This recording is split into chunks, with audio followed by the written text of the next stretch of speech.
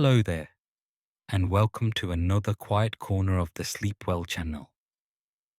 Tonight, we're going to slow down together and listen to something you've heard 1,000 times, but maybe never truly noticed. We're exploring rain, not just the sound of it against your window, but the entire hidden journey of a single raindrop, from the moment it forms high above the clouds to the instant it returns to the earth below. If you're settling in now, let your shoulders drop. Let your breathing find its own rhythm.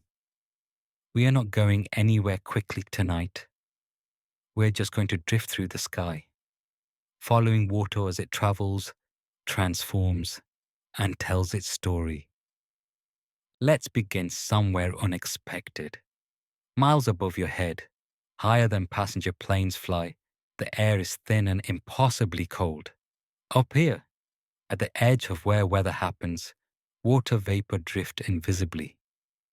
These are not droplets yet, just individual molecules of water, tumbling slowly through the atmosphere like dancers waiting for the music to start. Then something shifts. The temperature drops just slightly, or the vapor finds a tiny particle of dust, a grain of pollen carried up from distant fields, or even a microscopic crystal of sea salt that rode the wind for hundreds of miles. This particle becomes an anchor. Water molecules begin to gather around it, one by one, freezing into a structure so delicate it seems impossible. An ice crystal forms.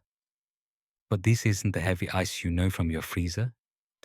This is ice in its most intricate form, branching outward in 6 perfect directions, each arm growing in patterns that will never be repeated exactly the same way again. Scientists have studied billions of snowflakes and ice crystals, and while they follow similar rules, each one grows into a unique shape, influenced by the exact temperature, humidity, and path it takes through the clouds. As more water vapor freezes onto this crystal, it grows heavier. Slowly, it begins to fall. On its way down through the cloud, it might collide with other ice crystals, merging into larger formations, or it might pass through layers of air with different temperatures, melting partially, refreezing, adding rings of ice like a tree adding rings of growth. If it falls through warm enough air, it melts completely, becoming a water droplet suspended in the cloud. Now picture this. A single cloud can hold billions of these droplets, each one waiting. They're held aloft by rising currents of warm air, the same thermals that birds use to soar without flapping their wings. Inside the cloud, it's chaos. Droplets bump into each other constantly, sometimes merging into larger drops. The bigger a droplet becomes, the harder gravity pulls on it, until finally, it's too heavy for the air to hold. It falls. This is the moment rain begins. But the journey isn't over. As the droplet falls, it's falling through air that pushes against it from below. This resistance shapes it. You might imagine raindrops as tear-shaped, pointed at the bottom. But that's not quite right. Small raindrops are nearly perfect spheres. Larger ones flatten slightly on the bottom as air pressure pushes up against them, making them look more like tiny hamburger buns floating through the sky. The drop accelerates at first, pulled by gravity, but soon it reaches what's called terminal velocity. The air resistance balances the pull of gravity, and the raindrop falls at a steady speed. For a typical raindrop, this is about 20 miles per hour. Fast enough to feel against your skin, but slow enough that if you were somehow falling alongside it, you could watch it wobble and shimmer as it descends.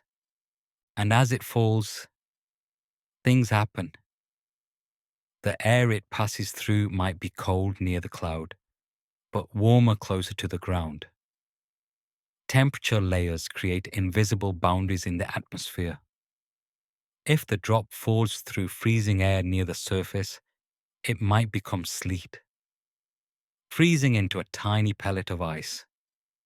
If it stays liquid, it warms slightly as it enters the thicker, warmer air near the earth. The drop also collects things. Dust particles in the air dissolve into it. Molecules of gases, oxygen, nitrogen, carbon dioxide, join the water. In polluted areas, raindrops can absorb sulfur dioxide or nitrogen oxides, becoming slightly acidic. In clean mountain air, they remain pure. Each raindrop becomes a tiny sample of the atmosphere it fell through, carrying chemical signatures of the world it passed. Then comes the landing. When a raindrop strikes a leaf, it doesn't just splash randomly. High-speed cameras have captured what happens in those milliseconds. The drop hits and spreads outward in a thin sheet, forming a perfect crown shape with tiny droplets flying up from the edges. Some of these droplets bounce back into the air. Others cling to the leaf's waxy surface, forming beads that slowly roll toward the stem and drip to the next leaf below, creating a cascade. On soil, the impact is different. The drop hits and breaks apart, its energy transferring into the ground. If the soil is dry, it might absorb quickly, pulled down by the thirst of plant roots and the network of spaces between soil particles. If the ground is already saturated, the water sits on the surface, gathering with other drops into puddles, then rivulets, then streams. This is where the raindrop's identity dissolves into something larger. It joins the flow. If it lands on a hillside, it might begin a journey downward, pulled by gravity through soil layers, past the roots of trees, through underground channels carved by thousands of years of similar journeys. It might take days, weeks, or even years to travel through groundwater systems, filtered and cleaned by sand and rock, until it emerges in a spring somewhere far from where it fell. Or it might move faster.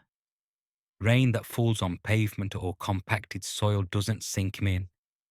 It runs across surfaces, gathering speed and volume, pouring into storm drains and streams.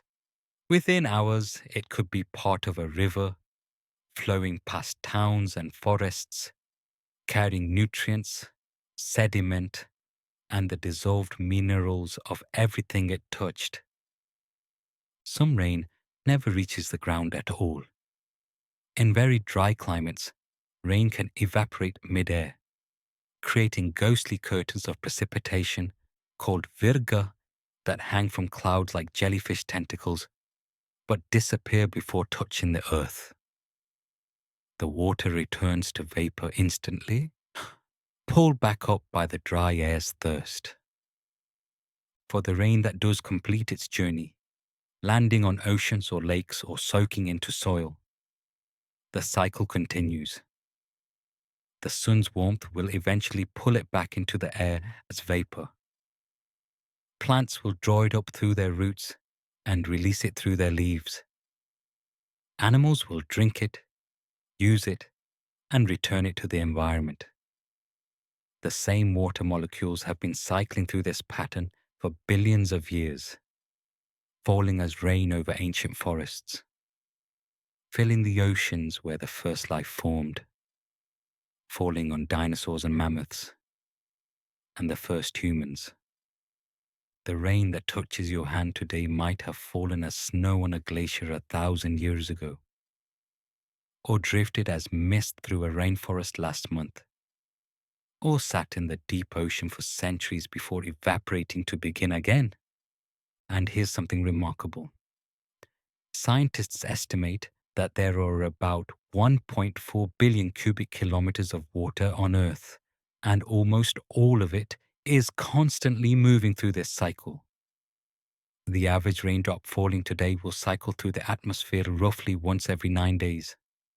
That same water will be rain, then river, then ocean, then vapor, then rain again, endlessly.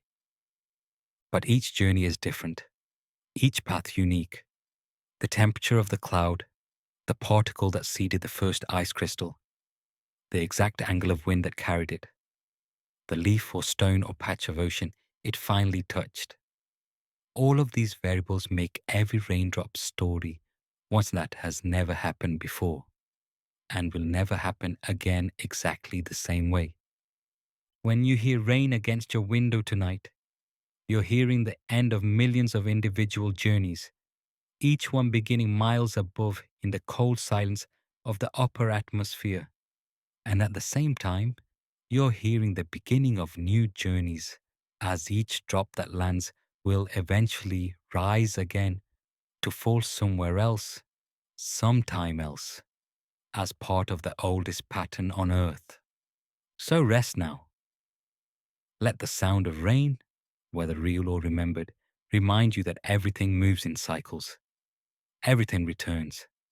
Everything flows. The rain knows where it's going, even when it's falling through darkness. And you can trust that same rhythm, that same ancient patience as you drift towards sleep. Good night.